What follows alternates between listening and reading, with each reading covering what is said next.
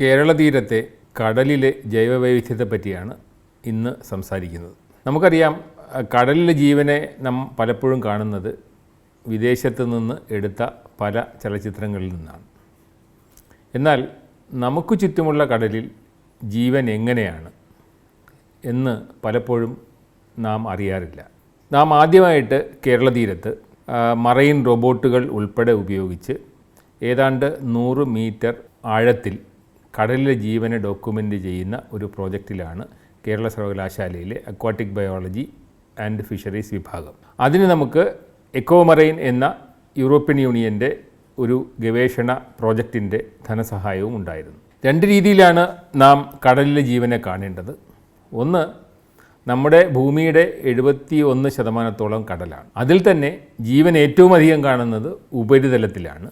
പലപ്പോഴും നാം മത്സ്യം പിടിച്ചു കൊണ്ടുവരുന്ന വ്യക്തികളുടെ വലകളിൽ കാണുന്നതൊക്കെ കടലിലെ ജീവനായിട്ട് നാം കരുതും. അത് പലപ്പോഴും വാണിജ്യ പ്രാധാന്യമുള്ള മത്സ്യങ്ങൾ മാത്രമായിരിക്കും.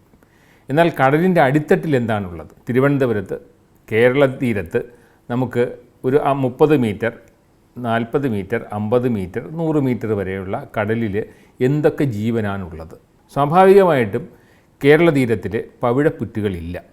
കാരണം വളരെയധികം ചെറുനദികൾ ഒരുപാട് എക്കലും മണ്ണും കടലിലേക്ക് കൊണ്ട് എത്തിക്കുന്നുണ്ട്.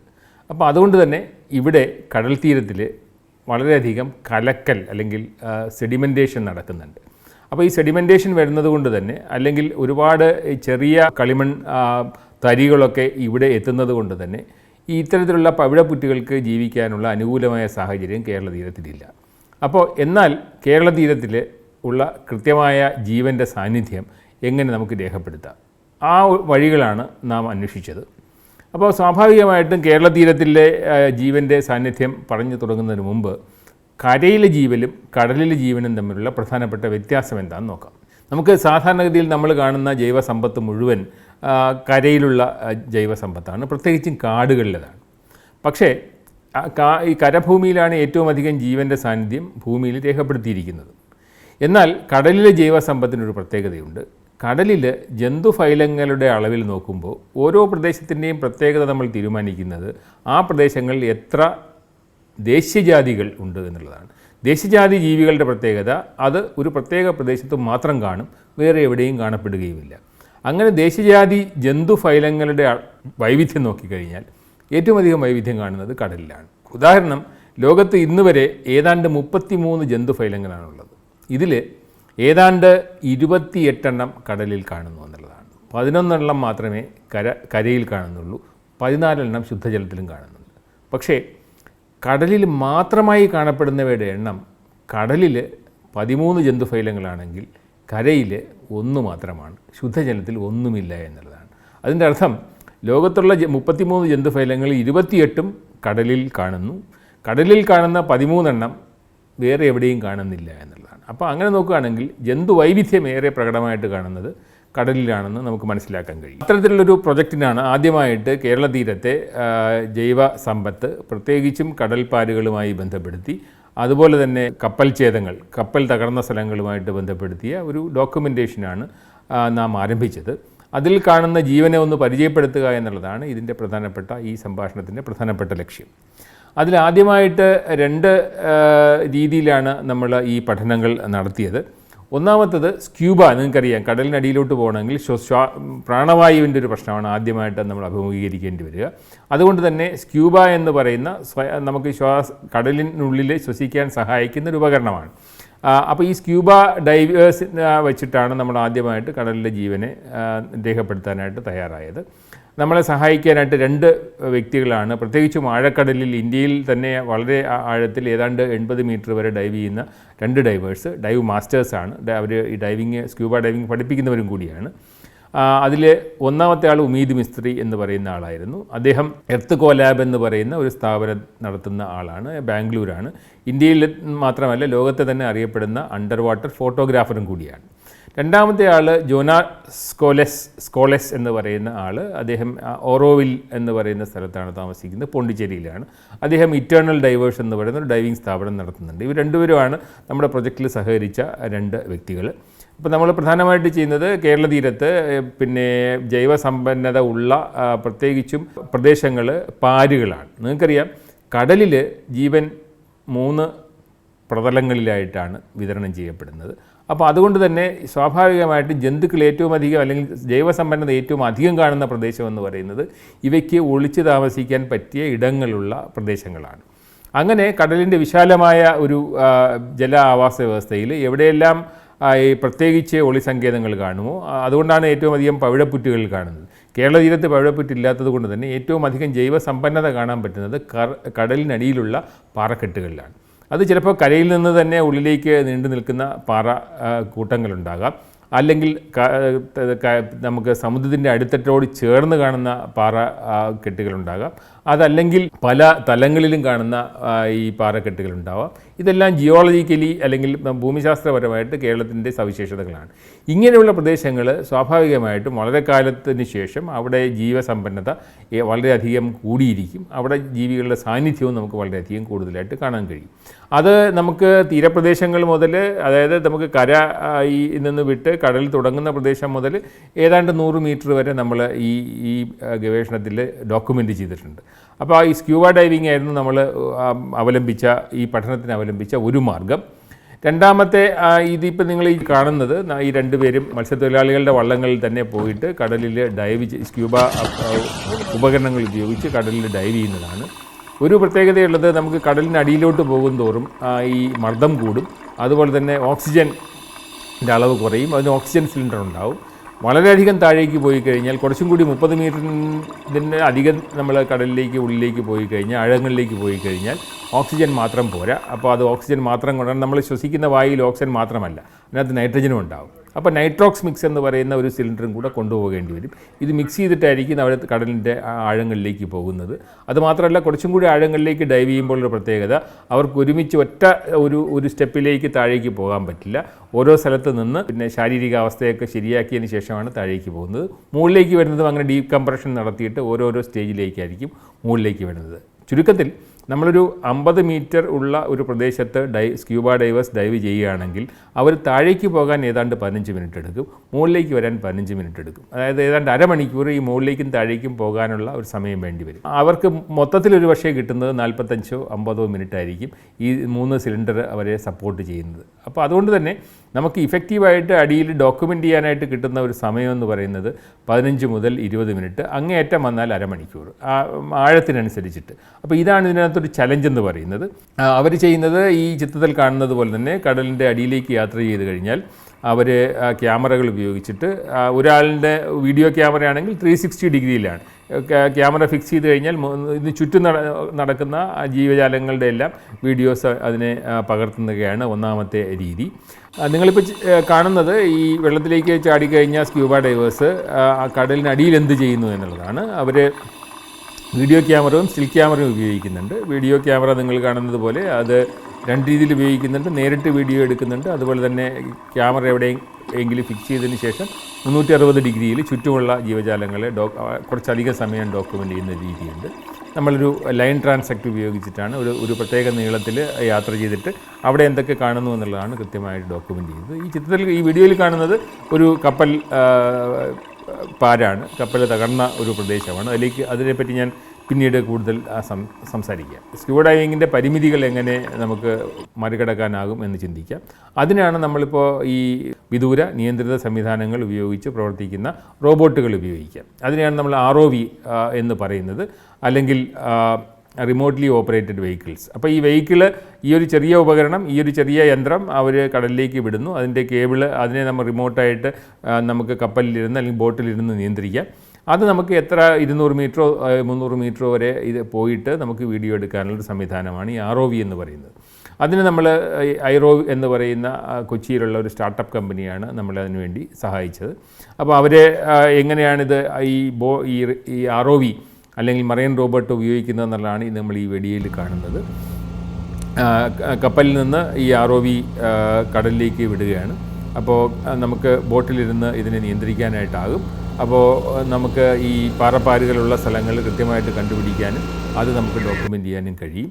അതിനുശേഷം ഒരുപക്ഷെ ഡൈവേഴ്സിനെ നമുക്ക് ഉപയോഗിച്ചാൽ കുറച്ചും കൂടി നമുക്ക് സമയം സേവ് ചെയ്യാൻ പറ്റും. ഇല്ലെങ്കിൽ കൃത്യമായിട്ട് ഡോക്യുമെൻ്റ് ചെയ്യാൻ കഴിഞ്ഞുകൊള്ളണമെന്നില്ല. ഇപ്പോൾ നമുക്ക് ശംഖുമുഖത്തെ കപ്പൽപ്പാര് ഇതുപോലെ നമുക്ക് ROV ഉപയോഗിച്ചിട്ട് നമ്മളത് കൃത്യമായിട്ട് രേഖപ്പെടുത്തുകയും അതിനുശേഷം ഡൈവേഴ്സ് അവിടെ ഡൈവ് ചെയ്യുകയാണ് ചെയ്തത് എന്നുള്ളത് നമുക്ക് മനസ്സിലാക്കണം. അപ്പോൾ പ്രധാനമായിട്ടും നമുക്ക് ഈ പഠനങ്ങളിൽ നിന്ന് മനസ്സിലായത് 2 കപ്പൽ പാരുകളാണ് ഈ പഠനത്തിൻ്റെ ഭാഗമായിട്ട് ഡോക്യുമെൻ്റ് ചെയ്തത്. ഒന്ന് 1968 ശംഖുമുഖത്തിന് എന്ന് മാറി കടലിനകത്ത് ഏതാണ്ട് 50 മീറ്ററിൽ കിടക്കുന്ന ഒരു കപ്പലാണ്. അതൊരു ഗ്രീക്ക് ഓയിൽ കപ്പലാണെന്നാണ് വിചാരിക്കുന്നത്. അത് പലപ്പോഴും മത്സ്യത്തൊഴിലാളികൾക്ക് കൃത്യമായിട്ട് അറിയാം. ഇത്തരം പ്രവർത്തനങ്ങളിലെല്ലാം പരമ്പരാഗത മത്സ്യത്തൊഴിലാളികളുടെ സഹായമില്ലാതെ നമുക്കിത് ഓപ്പറേറ്റ് ചെയ്യാനായിട്ട് കഴിയില്ല. എന്തുകൊണ്ടെന്ന് വെച്ചാൽ അവർ ഇത്തരം പ്രദേശങ്ങളിൽ, പ്രത്യേകിച്ചും പാറപ്പാരുകളിൽ മത്സ്യങ്ങളുടെ പ്രധാനപ്പെട്ട ഒരു കേന്ദ്രമാണെന്ന് ഞാൻ പറഞ്ഞു. മത്സ്യങ്ങൾ മാത്രമല്ല, വളരെ വൈവിധ്യമാർന്ന മറ്റ് കടൽ ജീവികളും ആ പ്രദേശങ്ങളിലാണ് അവർ കൃത്യമായിട്ട് ചൂണ്ടയിടാനായിട്ട് പോകുന്നത്. ഏറ്റവും അധികം സമൃദ്ധമായിട്ട് മത്സ്യം ലഭിക്കുന്ന പ്രദേശങ്ങൾ ഈ പാറപ്പാരുകളോ അല്ലെങ്കിൽ കപ്പൽപ്പാരുകളോ ആണ്. അപ്പോൾ ഇതിൻ്റെ എല്ലാം ഇത്തരം പ്രദേശങ്ങളിലെല്ലാം വളരെ കൃത്യമായിട്ട് അവർക്കൊരു ധാരണയുണ്ട്. അവർ GPS പോലുള്ള ഉപകരണങ്ങൾ ഉപയോഗിക്കാതെ തന്നെ ഈ കണിച്ചം വെച്ചിട്ട് കൃത്യമായിട്ട് ഒരു പ്രദേശത്ത് എത്തിച്ചേരുകയും ചെയ്യും. അപ്പോൾ അവരുടെ സഹായത്തോടു കൂടിയാണ് നമ്മൾ ഈ കപ്പൽപ്പാര് ആദ്യമായിട്ട് കണ്ടെത്തുന്നത്. അവിടെയാണ് നമ്മൾ ROV ഉപയോഗിച്ചിട്ട് അതിൻ്റെ കൃത്യമായിട്ടുള്ള സ്ഥാനം മനസ്സിലാക്കുന്നത്. അപ്പോൾ 1968 നശിച്ചു പോയ ആ ഗ്രീക്ക് കപ്പലാണ് ആദ്യമായിട്ട് നമ്മൾ ഡോക്യുമെൻ്റ് ചെയ്യുന്നത്. ഈ ചിത്രത്തിൽ കാണുന്നതെല്ലാം അതിൻ്റെ ചിത്രങ്ങളാണ്. അപ്പോൾ ഒരു കപ്പൽ തകർന്നു കഴിഞ്ഞാൽ സ്വാഭാവികമായിട്ട് സംഭവിക്കുന്നത് ഒരുപാട് വർഷങ്ങൾ കഴിയുമ്പോൾ അതിന് പുറത്ത് മറ്റു ജീവജാലങ്ങൾ മെല്ലെ സെറ്റിൽ ചെയ്യാൻ തുടങ്ങും. അത് കഴിയുമ്പോൾ ആദ്യത്തെ ഒരു സെറ്റിൽമെൻറ്റ് കഴിഞ്ഞു കഴിഞ്ഞാൽ ആദ്യം മിക്കവാറും സൂക്ഷ്മജീവികളായിരിക്കും. അത് കഴിഞ്ഞാൽ മറ്റു ജീവികൾക്ക് അനുകൂലമായ സാഹചര്യമായി അവ അവിടെ വന്ന് സെറ്റിൽ ചെയ്യും. ഇങ്ങനെ വളരെ കാലം കഴിയുമ്പോഴേക്കും ഒരു പ്രത്യേക ഒരു ആവാസ വ്യവസ്ഥയായിട്ട് ഈ പ്രദേശങ്ങൾ മാറുന്നു. അപ്പോൾ നിങ്ങൾ ചിത്രത്തിൽ കാണുന്നത് ഈ ഗ്രീക്ക് കപ്പൽ ഏതാണ്ട് 50 മീറ്ററോളം നീളമുണ്ട്, ഏതാണ്ട് 10 മീറ്ററോളം ഉയരമുണ്ട്. ആദ്യമായിട്ടാണ് ഇതിൻ്റെ വീഡിയോ ചിത്രങ്ങൾ ആരെങ്കിലും പകർത്തുന്നത്. അപ്പോൾ അതിനകത്ത് സ്വാഭാവികമായിട്ടും ഒരുപാട് വർഷങ്ങളായിട്ട് നിരവധി ജീവികൾ അവിടെ സെറ്റിൽ ചെയ്യുകയും അതിൻ്റെ പുറത്ത് ആ പ്രദേശം മത്സ്യങ്ങളുടെ ഒരു ഒളിത്താവളമായിട്ട് മാറുകയും ചെയ്യുന്നു എന്നുള്ളതാണ് നമ്മൾ മനസ്സിലാക്കേണ്ടത്. അപ്പോൾ ഈ ചിത്രത്തിൽ കാണുന്നത് അതിൻ്റെ എഞ്ചിനുമായിട്ട് ബന്ധപ്പെട്ട ഭാഗങ്ങളിൽ ഒരുപാട് ജീവജാലങ്ങളുണ്ട്. ഇവിടെ പവിഴപ്പുറ്റുകളില്ലെങ്കിലും ഒരുപാട് പവിഴപ്പുറ്റുകളുമായിട്ട് ബന്ധപ്പെട്ട പവിഴജീവികളുണ്ട്.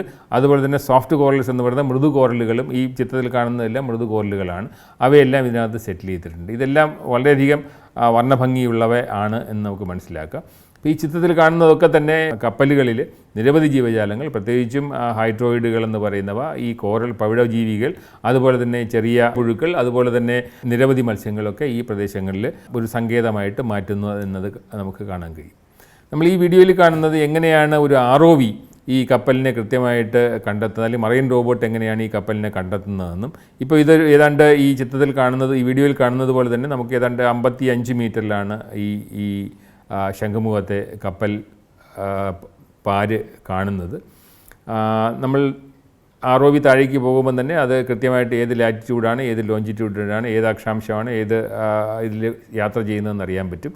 2 ക്യാമറകളുള്ളത് ഉണ്ടാകും. ഇത് മുന്നിലെ ക്യാമറയാണ്.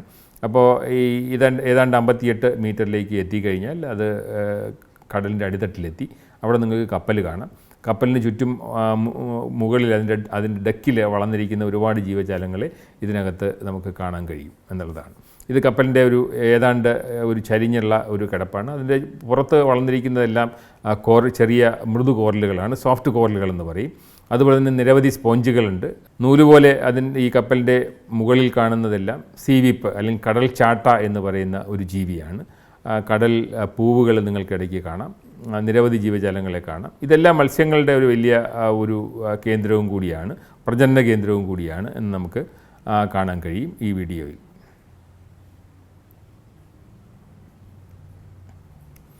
ഇത് കപ്പലിൻ്റെ ഉപരിതലത്തിലെ ഒരു ചിത്രമാണ്. നിങ്ങൾ കപ്പലിൻ്റെ ഉപരിതലത്തിൽ വെളുത്ത നൂല് പോലെ കാണുന്നതെല്ലാം സീവിപ്പ് എന്ന് പറയുന്ന ഒരു ജീവിയാണ്. നിങ്ങൾക്കറിയാം, കുറച്ച് കാലത്തിന് ശേഷം കപ്പലിന് പല വിധത്തിലുള്ള കേടുപാടുകൾ വരും. അതിന് ഉള്ളിലുള്ള ഈ പ്രദേശങ്ങളിലെല്ലാം നിരവധി ജീവജാലങ്ങൾ, പ്രത്യേകിച്ച് മത്സ്യങ്ങൾ കൂടുകൂട്ടും, പ്രജനനം നടത്തും. അപ്പോൾ അതുകൊണ്ടാണ് ഈ പ്രദേശങ്ങളിൽ ഏറ്റവും അധികം മത്സ്യം നമുക്ക് ലഭിക്കുന്നതെന്നുള്ളതാണ്. അതുമാത്രമല്ല, ഇതിൻ്റെ ഒരുപാട് ചരിത്ര പ്രാധാന്യമുണ്ട്. ഒരു കാലഘട്ടത്തിൽ എങ്ങനെയാണ് ഒരു ജീവിവർഗം ഒരു സക്സഷൻ വഴി അവിടെ എസ്റ്റാബ്ലിഷ് ചെയ്യുന്നതെന്ന് നമുക്കറിയാൻ പറ്റും. അവ എങ്ങനെയാണ് ഓരോ കാലഘട്ടങ്ങളിലും പരിസ്ഥിതിക്കനുസരിച്ച് അതിന് മാറ്റങ്ങൾ വരുന്നതെന്ന് അറിയാൻ പറ്റും. അപ്പോൾ അങ്ങനെ ഒരുപാട് പാരിസ്ഥിതിക പഠനങ്ങൾ ഇതുമായിട്ട് ബന്ധപ്പെട്ട് നമുക്ക് നടത്താനായിട്ട് കഴിയും. രണ്ടാമത്തെ കപ്പൽ ഛേദം നമ്മൾ കണ്ടെത്തിയിരിക്കുന്നത് ഏതാണ്ട് 1752 അഞ്ചുതെങ്ങിന് സമീപം മുങ്ങിപ്പോയ ഒരു കപ്പലാണ്, ഒരു ഡച്ച് കപ്പലാണ്. വിമനം എന്നാണ് അതിൻ്റെ പേര് വന്നിരിക്കുന്നത്. ഇത് നേരത്തെ തന്നെ പ്രത്യേകിച്ചും കേരളത്തിലെ തിരുവനന്തപുരത്തെ മത്സ്യത്തൊഴിലാളികൾ, പ്രത്യേകിച്ച് റോബർട്ട് പന്നിപ്പിള്ളയുടെ നേതൃത്വത്തിൽ നേരത്തെ തന്നെ ഇത് കൃത്യമായിട്ട് രേഖപ്പെടുത്തിയിരുന്നു. പക്ഷെ നമ്മളതിനെ കാണുന്നത് അതിൻ്റെ ഒരു ജൈവ സമ്പത്തുമായിട്ട് ബന്ധപ്പെടുത്തിയ പഠനങ്ങളുമായിട്ട് ആണ്. ഏതാണ്ട് 200ഓളം ജീവജാലങ്ങൾ ഈ ഒരൊറ്റ കപ്പൽ പായലിൽ മാത്രമായിട്ട് ബന്ധപ്പെടുത്തി ജീവിക്കുന്നതായിട്ട് നമുക്ക് കാണാൻ കഴിഞ്ഞു എന്നുള്ളതാണ്. ഇപ്പോൾ നിങ്ങൾ ഈ ചിത്രത്തിൽ കാണുന്നത് തന്നെ ഇതിൻ്റെ പഴയ എഞ്ചിനാണ്. അതുമായിട്ട് ബന്ധപ്പെടുത്തി അതിൻ്റെ ചുറ്റും നിങ്ങൾക്ക് ഒരുപാട് ജീവജാലങ്ങളെ കാണാം. ഈ ആൻറ്റിപത്തേറിയൻ എന്ന് പറയുന്നൊരു കോറലാണ് ഏതാണ്ട് വലിയ ക്രിസ്മസ് ട്രീ പോലെ വെളുത്ത നിറത്തിൽ ഇതിൻ്റെ പുറത്ത് കാണുന്നത്.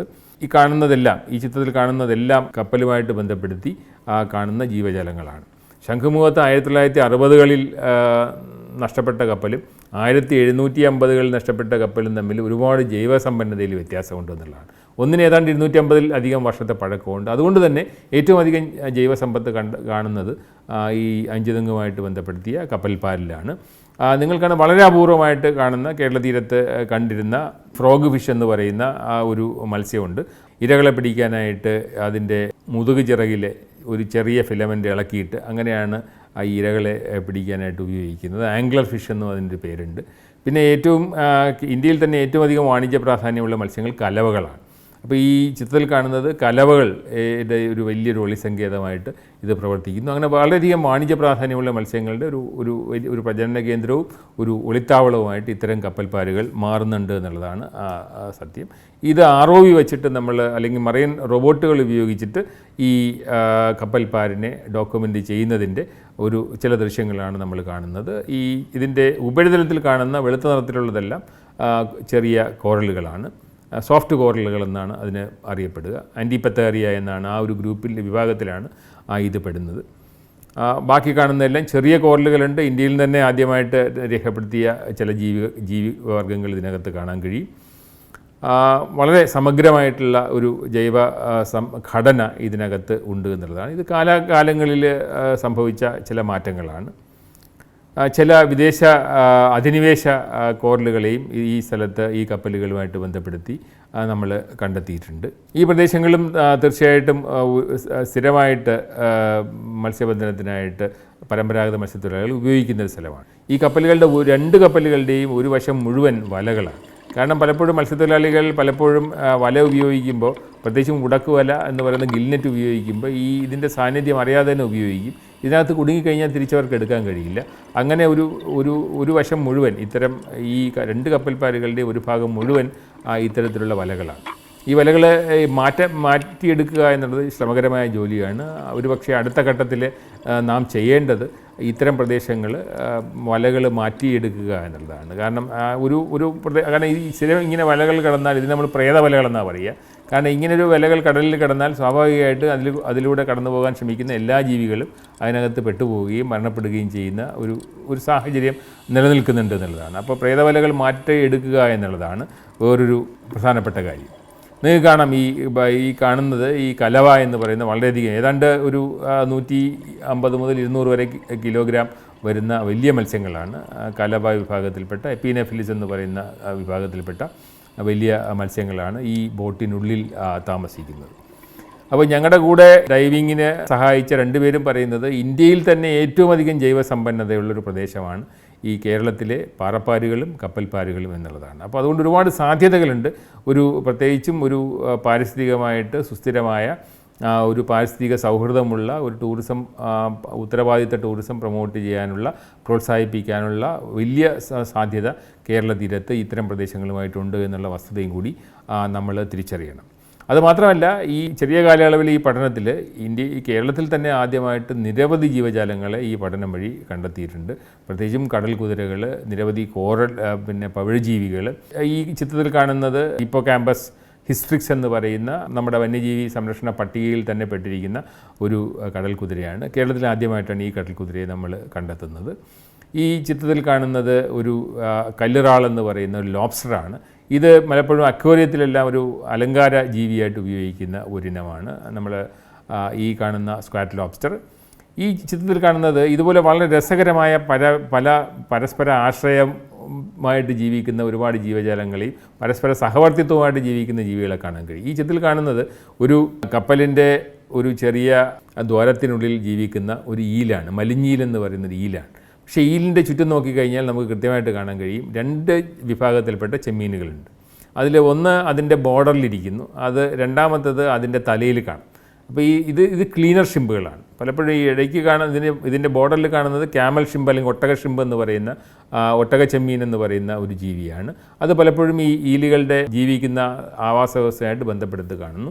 ഈ ക്ലീനർ ഷിമ്പുകൾ സാധാരണ ചെയ്യുന്നത് ഈ മത്സ്യങ്ങളുടെ പുറത്തുള്ള പരാതങ്ങളെയും മറ്റു ജീവികളെയും പെറുക്കി മാറ്റി വായ്ക്കകത്ത് കയറി ആ വായ്ക്കകത്തൊക്കെ ക്ലീൻ ചെയ്യുന്നതുകൊണ്ടാണ് ഇവയെ ക്ലീനിങ് ഷിമ്പുകൾ എന്ന് പറയുന്നത്. അങ്ങനെ ഇത് പലപ്പോഴും കടലിലെ ചില ക്ലീനിങ് സ്റ്റേഷനുകളാണ്. ഈ വലിയ ജീവജാലങ്ങൾക്ക് ചുറ്റും ഇത്തരം ക്ലീനിങ്ങിന് സഹായിക്കുന്ന ജീവജാലങ്ങൾ പരിചാരകരായി ഒപ്പം ഉണ്ടാവും. ഒപ്പം ഇത്തരം വലിയ ജീവജാലങ്ങളുടെ കൂടെ ജീവിക്കുമ്പോൾ ഇവർക്ക് സുരക്ഷയും കിട്ടുമെന്നുള്ളതാണ്. ഇപ്പോൾ ഇത്തരം ഈ ഒട്ടക ഷിമ്പിനെയും ക്ലീനർ ഷിമ്പിനെയും ആദ്യമായിട്ടാണ് കേരള തീരത്തിൽ നമ്മൾ ആരെങ്കിലും രേഖപ്പെടുത്തുന്നത് എന്നുള്ളതും കൂടി നമുക്ക് ഓർക്കണം. ഇത് ഒരു പവിഴ ജീവിയാണ്. ഈ ഓറഞ്ച് കപ്പ് കോറലും കേരള തീരത്ത് ഈ പ്രത്യേക സ്പീഷീസ് ആദ്യമായിട്ടാണ് നമ്മൾ കണ്ടെത്തുന്നത് എന്നുള്ളതാണ്. അപ്പോൾ ഈ പഠനങ്ങളിലൊക്കെ നമുക്ക് മനസ്സിലാക്കി തരുന്ന ചില കാര്യങ്ങളുണ്ട്. നമ്മൾ പലപ്പോഴും വിദേശ സിനിമകളിലും ഡോക്യുമെൻ്ററികളിലും കാണുന്ന പല തരത്തിലുള്ള ജീവജാലങ്ങൾ കേരള തീരത്ത് നമുക്ക് സമൃദ്ധമായിട്ട് കാണുന്നുണ്ട്. കേരളത്തിൽ പ്രത്യേകിച്ചും ഈ കപ്പൽ ഛേദങ്ങളൊക്കെ വലിയ ജൈവവൈവിധ്യ കേന്ദ്രങ്ങളായിട്ട് പ്രവർത്തിക്കുന്നുണ്ട്. വേറൊരു പ്രത്യേകത, കേരള തീരത്ത് ഏറ്റവും അധികം ജൈവസമ്പന്നത കാണാൻ കഴിയുന്നത് പാറപ്പാരുകളിലാണ്. ഈ പാറപ്പാരുകൾ എന്ന് പറയുന്നത് കരയിൽ നിന്ന് തന്നെ കടലിലേക്ക് വ്യാപിച്ചു കിടക്കുന്ന പാറക്കൂട്ടങ്ങളാണ്. ഇത്തരം പാറക്കൂട്ടങ്ങൾ ഒരുപാട് ജീവജാലങ്ങളുടെ ഒരു പ്രധാനപ്പെട്ട ആവാസ വ്യൂഹമായിട്ട് പ്രവർത്തിക്കുന്നുണ്ട്. നിങ്ങൾ ഈ ചിത്രത്തിൽ കാണുന്നതൊക്കെ തന്നെ തിരുവനന്തപുരത്ത് തീരപ്രദേശങ്ങളിൽ ഏതാണ്ട് 30 മുതൽ 40 മീറ്റർ വരെയുള്ള പ്രദേശങ്ങളിൽ കാണുന്ന പാറപ്പാരുകളാണ്. ഇത് തന്നെ പല രീതിയിലുള്ള പാറക്കൂട്ടങ്ങൾ നമുക്ക് കാണാം. ചില പാറക്കൂട്ടങ്ങൾ സമുദ്രത്തിൽ ലംബമായിട്ട് ഒരുപാട് ഉയർന്നു നിൽക്കും, 4-5 മീറ്റർ വരെയൊക്കെ ഉയർന്നു നിൽക്കുന്ന പാറപ്പാരുകളുണ്ട്. ചിലതൊക്കെ തറയോട് ചേർന്നാണ്. ഇതിനെ മത്സ്യത്തൊഴിലാളികൾ തറപ്പാരുകൾ എന്നാണ് പറയുന്നത്. അങ്ങനെ ഇവരെല്ലാവരും ഈ പരമ്പരാഗത മത്സ്യത്തൊഴിലാളികൾ ഓരോ പാരിനും പ്രത്യേകം പേരുകളും കൊടുത്തിട്ടുണ്ട് എന്നുള്ളതാണ്. അപ്പോൾ ഈ പാറപ്പാരുകളാണ് ജൈവസമ്പന്നതയിൽ കാണുന്നത്. ഇപ്പോൾ നമ്മൾ ചിത്രത്തിൽ കാണുന്നതൊക്കെ തന്നെ ഈ സോഫ്റ്റ് കോറൽസാണ്. സോഫ്റ്റ് കോറൽസിൻ്റെ വലിയൊരു കേന്ദ്രമാണ്. അപ്പോൾ അങ്ങനെ ഈ കാലകാലങ്ങളിൽ ഇതൊരു വലിയ ഒരു പാരിസ്ഥിതിക പാരമ്പര്യത്തിൻ്റെ ഒരു പ്രതിനിധാനമായിട്ട് ഈ നമ്മുടെ തീരക്കടലിൽ കാണുന്നു എന്നുള്ളതാണ്. അതുമാത്രമല്ല, ഈ നേരത്തെ പറഞ്ഞ ജന്തുഫൈലങ്ങളിൽ ഒട്ടുമിക്കതും കേരള തീരത്ത് കാണുന്നു എന്നുള്ളതാണ്. ഇത്തരം പ്രദേശങ്ങൾ പലതും ഒരുപക്ഷെ നമുക്ക് ഈ കടലിനടിയിലെ ജീവനെ തിരിച്ചറിയാനും അത്തരത്തിലുള്ള ടൂറിസം പ്രോത്സാഹിപ്പിക്കാനുമുള്ള കേന്ദ്രങ്ങളായിട്ട് നമുക്ക് മാറ്റാനുള്ള സാധ്യത കേരള തീരത്ത് ഒരുപാടുണ്ട് എന്നുള്ളതാണ്. കാരണം ഇത്തരം ജീവികളെ കണ്ടെത്തുകയും അറിയുകയും ചെയ്യുക എന്നുള്ളതും മറ്റൊരു പ്രാധാന്യം നമുക്ക് കേരള തീരത്തുണ്ട്. കേരള തീരത്ത് എന്തുകൊണ്ടാണ് പ്രത്യേകിച്ച് തിരുവനന്തപുരം തീരത്ത് ഇത്രയും ഭംഗിയുള്ള ഇത്രയും ജൈവസമ്പന്നതയുള്ള പാറപ്പാരുകൾ കാണുന്നത് എന്ന് ചോദിച്ചാൽ അതിനൊരു ഉത്തരവും കൂടിയുണ്ട്. ഈ തീരപ്രദേശങ്ങളിൽ പ്രത്യേകിച്ച് വർക്കലയ്ക്ക് തെക്കുള്ള തിരുവനന്തപുരം തീരപ്രദേശങ്ങളിൽ ട്രോളിംഗ് അല്ലെങ്കിൽ അടിത്തട്ടിലുള്ള ട്രോളിംഗ് നടക്കുന്നില്ല എന്നുള്ളതും കൂടി നമ്മൾ മനസ്സിലാക്കണം. അപ്പോൾ അതുകൊണ്ട് തന്നെ ഏറ്റവും സമൃദ്ധമായിട്ട് ഏറ്റവും വർണ്ണഭംഗിയിലും വൈവിധ്യത്തിലും ഇത്തരം പാറപ്പാരുകൾ നമുക്ക് ഈ പ്രദേശങ്ങളിൽ കാണാൻ കഴിയും. അതുകൊണ്ട് തന്നെ ഭാവിയിൽ ഇത്തരം പ്രദേശങ്ങളെ അതിൻ്റെ ജൈവസമ്പത്തിനെ നമുക്ക് സംരക്ഷിക്കേണ്ടതുണ്ട്. അതിന് തീർച്ചയായിട്ടും പരമ്പരാഗത മത്സ്യത്തൊഴിലാളികളുടെയും കൂടി സഹായം നമുക്ക് വേണ്ടി വരും. അവരുടെ ഒരു കമ്മ്യൂണിറ്റി റിസർവായിട്ട് അല്ലെങ്കിൽ കമ്മ്യൂണിറ്റി ഹെറിറ്റേജായിട്ട് ഒരു വലിയ ജൈവസമ്പന്നതയുടെ ഒരു വലിയ പാരമ്പര്യം ഉൾക്കൊള്ളുന്ന ഈ പ്രദേശങ്ങളെ തീർച്ചയായിട്ടും കമ്മ്യൂണിറ്റി റിസർവുകളായിട്ട് സംരക്ഷിക്കാനുള്ള സാധ്യതയും കൂടി ഇന്ന് നമ്മൾ ഭാവിയിൽ ആരായേണ്ടതുണ്ട് എന്നുള്ളതാണ്. പിന്നെ ഇത്തരം പ്രദേശങ്ങളിൽ കാണുന്ന ഈ സഹവർത്തിത്വം, ജീവികളുടെ സഹവർത്തിത്വം, ഇതെല്ലാം നമുക്ക് വളരെ പഠനവിധേയമാക്കേണ്ടതാണ്. ഉദാഹരണത്തിൽ നമ്മൾ ഈ ചിത്രത്തിൽ കാണുന്നത് ഒരു സ്പോഞ്ചാണ്. നമുക്ക് ഓറഞ്ച് നിറത്തിൽ കാണുന്ന സ്പോഞ്ച്, ആ സ്പോഞ്ചിൻ്റെ ഉള്ളിൽ കഴിയുന്ന ഒരു മത്സ്യം, അതിൻ്റെ ചുറ്റും അതിൻ്റെ പുറത്ത് തന്നെ കൂടിച്ചേർന്ന് കഴിയുന്ന ഒരു സീ ലില്ലി, ഇങ്ങനെയുള്ള ജീവജാലങ്ങളെയൊക്കെ സമൃദ്ധമായ പ്രദേശങ്ങൾ നമുക്ക് കേരള തീരത്ത് കാണാൻ കഴിയും കടലിനടിയിൽ എന്നുള്ളതാണ്. നമുക്ക് വളരെയധികം ഈ അടുത്ത കാലത്തായിട്ട് കേരളത്തിൽ ഏറ്റവും അധികം കൂടി വരുന്ന ഒരു മത്സ്യമാണ് ക്ലാത്തി എന്ന് പറയുന്ന റെഡ് ടൂത്ത്ഡ് ട്രിഗർ ഫിഷ്. ഇതിൻ്റെ ഒരു പ്രത്യേകത, ഇതിൻ്റെ പുറത്ത് ഒരു ജാക്കറ്റ് പോലെയാണ്, നല്ല കട്ടിയുള്ള ജാക്കറ്റ് ഇട്ടതുപോലെയാണ് ഇതിൻ്റെ പുറം. അപ്പോൾ അതുകൊണ്ട് തന്നെ വാണിജ്യ പ്രാധാന്യം കുറവാണ്. മറ്റ് ഉപോൽപ്പന്നങ്ങളായിട്ട് ഉപയോഗിക്കാനാണ് നമ്മൾ പലപ്പോഴും ഈ മത്സ്യത്തിനെ പിടിക്കുന്നതെന്നുള്ളതാണ്. ഇതിൻ്റെ സാന്നിധ്യം കേരള തീരത്ത് വളരെയധികം കൂടിയിട്ടുണ്ടെന്നുള്ളതാണ്. അപ്പോൾ നമ്മുടെ ഈ മറൈൻ റോബോട്ടുകളും ഈ ഇത്തരത്തിലുള്ള ഈ സ്ക്യൂബ ഡൈവിങ്ങും നമുക്ക് കാണിച്ചു തരുന്നത് ഒരുപാട് തറപ്പാരുകൾ ചില പ്രത്യേക മേഖലകളിൽ ഇത്തരം ജീവജാലങ്ങൾ, പ്രത്യേകിച്ച് ഈ മത്സ്യത്തിൻ്റെ പ്രജനന കേന്ദ്രങ്ങളായിട്ട് പ്രവർത്തിക്കുന്നതാണ്. ആദ്യമായിട്ടാണ് ഈ ക്ലാത്തി മത്സ്യത്തിൻ്റെ പ്രജനന കേന്ദ്രങ്ങളെ കൃത്യമായിട്ട് അതിൻ്റെ പ്രജനന രീതികൾ, അതുപോലെ തന്നെ അതിൻ്റെ സ്വഭാവ രീതികളൊക്കെ നമ്മൾ തീർച്ചയായിട്ടും പഠനവിധേയമാക്കി വരികയാണെന്നുള്ളതാണ്. ഇതാണ് ഈ പഠനത്തിൻ്റെ വേറൊരു വലിയ സവിശേഷതയായിട്ട് നമ്മൾ കണ്ടെത്തിയത്. പിന്നെ പലപ്പോഴും നമുക്ക് ചുറ്റുമുള്ള ജൈവവൈവിധ്യത്തെപ്പറ്റി നമുക്ക് വലിയ അഭിമാനമില്ല എന്നുള്ളതാണ്. അത് ഇപ്പോൾ ഇടതുവശത്ത് കാണുന്നത് ഈ മെക്സിക്കോയുടെ തീരപ്രദേശങ്ങളിൽ ആഴക്കടലിൽ കാണുന്ന ഈ കടലിൻ്റെ അടിത്തട്ടിലെ ജൈവസമ്പന്നതയാണ്. അവിടെ ഒരുപക്ഷെ നമുക്ക് കാണാൻ കഴിയുക 7 or 8 ഇനത്തിൽപ്പെട്ട ജന്തുഫൈലങ്ങളെയാണെങ്കിൽ, കേരള തീരത്ത് ഇപ്പോൾ ഞങ്ങൾക്ക് ഈ വലതുവശത്ത് കാണുന്നത്, ഈ ഫോട്ടോയിൽ കാണുന്നത് തിരുവനന്തപുരത്ത് കോവളം തീരത്ത് നിന്ന് എടുത്ത ഒരു സോഫ്റ്റ് കോറലാണ്, ഒരു മൃദു കോറലാണ്. അപ്പോൾ അതിൻ്റെ പുറത്ത് തന്നെ അതിൽ ചേർന്ന് തന്നെ ഏതാണ്ട് 10ഓളം ജന്തുഫൈലങ്ങൾ കാണുന്നു എന്നുള്ളതാണ്. അത് വൈവിധ്യത്തിൻ്റെ ഒരു വലിയ പ്രതീകമായിട്ട് നമ്മൾ ഈ ജീവജാലങ്ങളെയും ജൈവസമ്പന്നത്തിനെയും നമുക്ക് കാണാൻ കഴിയണം എന്നുള്ളതാണ്. അപ്പോൾ നമുക്ക് ഈ കൂടുതൽ കാര്യങ്ങൾ നമുക്ക് നോക്കാം. ഈ പഠനം മുന്നേറുന്നതനുസരിച്ചിട്ട് നമുക്ക് കേരള തീരത്തിലുള്ള സമുദ്രത്തിൻ്റെ അടിത്തട്ടിലുള്ള ജീവൻ്റെ സാന്നിധ്യവും അത് എങ്ങനെയാണ് ഈ പാറപ്പാരുകൾ ഉൾപ്പെടെയുള്ള ജൈവ സംവിധാനങ്ങൾ നമ്മുടെ തീരത്തെ സംരക്ഷിച്ച് നിർത്തുന്നത്. കാരണം ഇതൊരു തിരമാലകളെ, കൊടുങ്കാറ്റിനെയൊക്കെ പ്രതിരോധിക്കുന്ന ഒരു സംവിധാനങ്ങളായിട്ട് കടലിൻ്റെ അടിയിൽ പ്രവർത്തിക്കുന്നവയും കൂടിയാണെന്നുള്ളതാണ്. അപ്പോൾ ഇവ നൽകുന്ന പാരിസ്ഥിതിക സേവനങ്ങൾ എന്തൊക്കെയാണ്, ഇവയുടെ തന്നെ സൂക്ഷ്മ തലത്തിൽ ഇവയുടെ വൈവിധ്യം എന്തൊക്കെയാണ്, ഇവ നൽകുന്ന പാരിസ്ഥിതിക സേവനങ്ങൾ എന്തൊക്കെയാണ്, ഇത് തിരിച്ചറിഞ്ഞാൽ മാത്രമേ നമ്മുടെ കടലിൻ്റെ ഒരു ദീർഘകാലത്തെ നിലനിൽപ്പ്, ഇവ മനുഷ്യന് നൽകുന്ന സേവനങ്ങൾ, ഇതിനെപ്പറ്റിയുള്ളൊരു നല്ല ധാരണ നമുക്കുണ്ടാകൂ എന്നുള്ളതാണ്. നമുക്ക് കടലിനെ അറിഞ്ഞു തുടങ്ങാം, നമ്മുടെ തീരത്ത് എന്തുണ്ടെന്ന് അറിഞ്ഞു തുടങ്ങാം. അപ്പോൾ നമ്മൾ കടലിനെ സ്നേഹിക്കാൻ തുടങ്ങും വളരെ വളരെ ആഴത്തിൽ.